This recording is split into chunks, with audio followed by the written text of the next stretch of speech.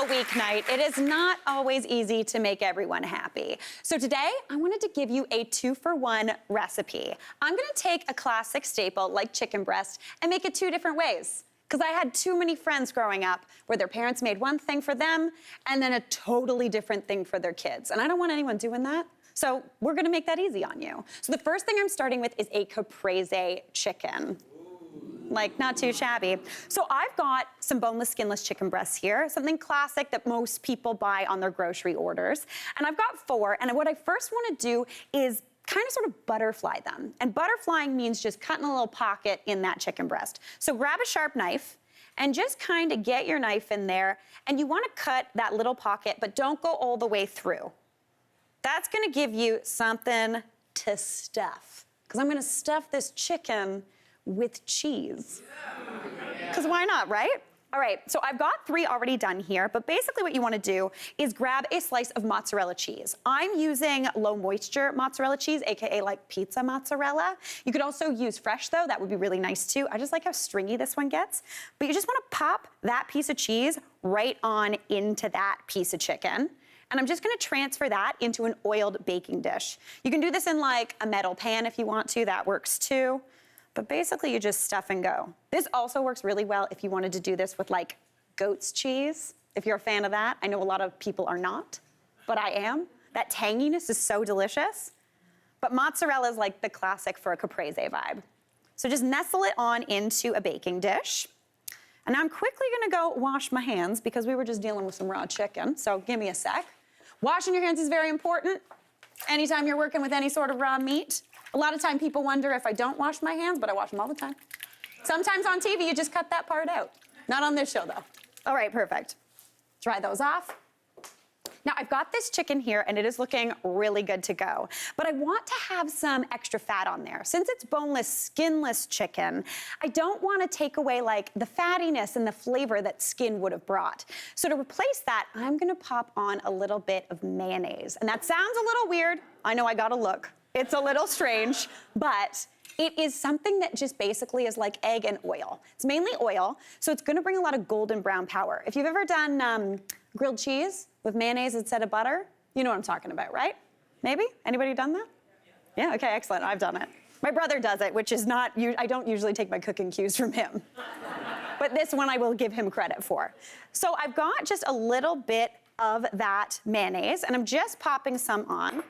I don't want to cross-contaminate, so I'm going to use a fresh spoon. And I want to pop about an ample teaspoon of mayo onto each chicken breast. And then I'm just going to smear that over. That's going to give fat and flavor onto this chicken, and it's going to help stuff stick to it, which is the dream. Because boneless, skinless chicken breast, not very crispy, not very crunchy, but I want that crisp and crunch. So for the top of there, I wanna do like a panko cheesy crumb. So I've got a little bowl here, and into there I wanna add in about a 1/4 cup of panko breadcrumbs. And panko is like a Japanese breadcrumb. It's super crunchy, but it doesn't have a ton of flavor. So I wanna amp that up with about a 1/4 cup of ground Parmesan cheese. And I'm sorry to all the haters out there, but I'm using shaky cheese. Thank you, I love this stuff. Honestly, this just brings me back to my childhood. If you are a purist, feel free to get the ground stuff at like the deli section in your grocery store. But nothing beats this in my mind. It tastes like, honestly, it tastes like my mom's cooking, which again, I'm the one who cooks in the family, but this just brings me right back to childhood and I love it. All right, now into there, I wanna season this with a little bit of dry Italian seasoning. So I want about 1.5 teaspoons of that. You can kind of use any sort of seasoning here you want. If you wanted to go kind of French and you did stuff those with goat cheese, you could throw in like herbe de Provence. That would be absolutely delicious, which is like kind of sort of the French version of dry Italian seasoning. Dry French seasoning, that's what they should call it. Okay, now give that a little bit of a mix up. And I'm gonna season that with a little bit of salt and pepper. Just get that salt in there, a little bit of pepper. And since that Parmesan is already nice and salty, I don't add too much salt into there. Give that a stir. And now to encourage browning, I'm actually gonna add in about 1 tablespoon of oil into this breadcrumb mixture, because that's gonna get all over that and make it go golden brown. That's my one beef when it comes to panko. It doesn't like to go golden brown without a good amount of oil, but if you mix it here, it works out well. So give that a toss. And then I just want to sprinkle this all over these chicken breasts. Like, really load it up. Don't be shy when it comes to breading. Everybody likes breading. You could easily swap this out also if you have like a gluten-free panko. That would work really well. Even if you didn't have breadcrumbs, if you just had some stale bread hanging around, you could easily blitz that up in your food processor and use that instead. Now, this little number needs to go into my 375-degree oven for about 25 to 28 minutes, or until the internal temp reaches 165. Today, I want to make family meals easier by making chicken breasts 2 different ways. Before the break, I made Caprese chicken. They're in the oven, and they smell delicious, and they look wonderful. I mean, what more in the world could you want? Cheese stuffed chicken.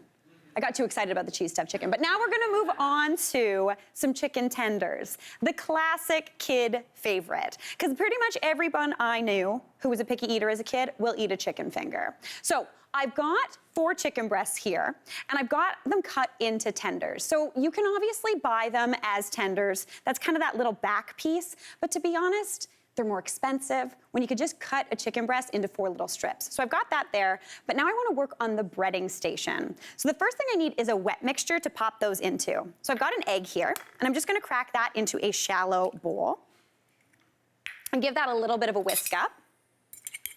And now, typically, if you're doing a breading station, most people just use an egg. It's great, got protein, gonna stick on, but I like to do something strange, and we're bringing my good friend mayonnaise back into the picture. So I'm gonna add in about 4 tablespoons of mayonnaise into this egg. Again, mayonnaise is just egg and oil together, and what it does to this egg is it makes it nice and gloopy, so more of that crispy coating can stick on. And like I said earlier, everyone just wants more crispy coating in their life. So pop that on in. And if you wanted to here, if you wanted to make these spicy, you could add a little bit of hot sauce. You could add in some seasoning if you wanted to. And if you didn't have mayonnaise, you could even add a little bit of buttermilk. But if you don't have mayonnaise, I don't think you'd probably have buttermilk, but you know, not everybody always has. I love buttermilk personally. All right, give that a mix up. And that is looking decidedly gloopy, which is exactly what we're looking for. Now, into this other shallow bowl, I'm gonna make that crispy coating. Pretty much exactly the same as the last one. I'm just gonna double it up because I'm gonna use more. So we've got that panko again, and I wanna add about ½ a cup into here. And again, panko is just like crunch city. Not a ton of flavor, but a lot of crunch, and I love a crunch. And then I'm going in with my very best friend, shaky cheese. Again, if you hate it, that's okay. I just think whatever food you like to eat, just do it. It's gonna be delicious. But you could totally use, again, fresh Parmesan cheese. Just make sure it's ground and not grated. Grated cheese burns a lot quicker, and that's why I like to use the ground stuff. It makes a nice coating on the outside, doesn't burn, and it's gonna be delicious. Now, season that up with some dry Italian seasoning. Again, you could switch this up. You could even add some like garlic powder here, that would be great. Adding in 1.5 teaspoons. Since this is for kids, we're going a little lighter on the seasoning here, but if you have adventurous eaters in your house, feel free to amp it up. Add a little bit of salt and pepper. Grind that pepper. Honestly, nothing takes longer than grinding pepper on TV, let me tell you. But I love pepper, so I'm gonna do it. Perfect. Now give that a bit of a mix. And then I've got those chicken tenders. And I essentially just want to dunk those into this mayonnaise-y, eggy situation, and then straight on into that crispy crumb mixture. So just kind of pop it in, give it a flip, and do you see how well that coats? Like, it coats so much better than just egg alone, which is absolutely perfect, because that means it's gonna just be like glue for all of this amazing panko. So flip that over, toss that in, give that a little bit of a toss, and it is like so crispy and coated. It's gonna be absolutely delicious. To be honest, I'd also put a little oil in here as well. I'm just gonna drizzle that in, mix it around. Again, I'm not gonna oil these chicken tenders after the fact. Getting it into that panko situation is gonna make it coat nice and easily. If you can't tell, I forgot to do it earlier. That's why I added it just now. Yeah. But cooking in your house, whatever. If you make a mistake, it's all gonna be delicious. Also, there's always pizza, so you're fine. Perfect. All right, so that's looking great. Now these little babies need to go into that same 375-degree oven for only about 20 minutes. Again, cook those until they're 165 in the middle, but by the time these are done, that chicken's got it started. We're gonna add these on in, and then in theory, if your timing is right, both of your dishes should be ready at the same time. So we have got that amazing Caprese chicken that is just oozing with cheese, like absolutely delish. And then those crispy, crunchy little chicken tenders, golden brown, absolutely wonderful. Now I'm gonna let those rest for just a minute, just to get those juices kind of redistributed. And now I'm gonna make the Caprese portion. I've promised you Caprese chicken. I've given you cheesy chicken. So we gotta add some tomato and basil. So I've got some heirloom tomatoes here that I'm just gonna slice. If you can find nice heirlooms, go for it. If you've got some growing somehow in your garden, also great. To be honest, you just want, anytime you're looking to get a tomato at the grocery store, you want it to smell like a tomato. If it smells like a tomato, it'll taste like a tomato. If it smells like nothing, it's gonna taste like nothing. All right, just slice that on up, couple different colors, just for some fun.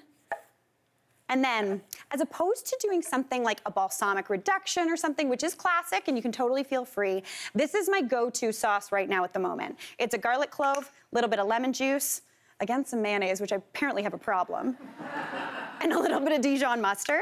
I'm just gonna plate that down on this plate, give it a bit of a swipe, add some of those tomatoes right on top,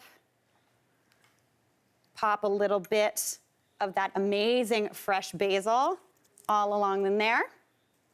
And then if you really want to fancy it up, I've got some flaky, crunchy sea salt here. Pop that over, looking absolutely delish. Now I'm gonna pop that chicken on there. Honestly, sometimes when I plate things, I'm really worried if it's gonna work out, and this is working out so far. Just get into that chicken, that crispy, beautiful chicken stuffed with all of that cheese. A little bit of oil on that.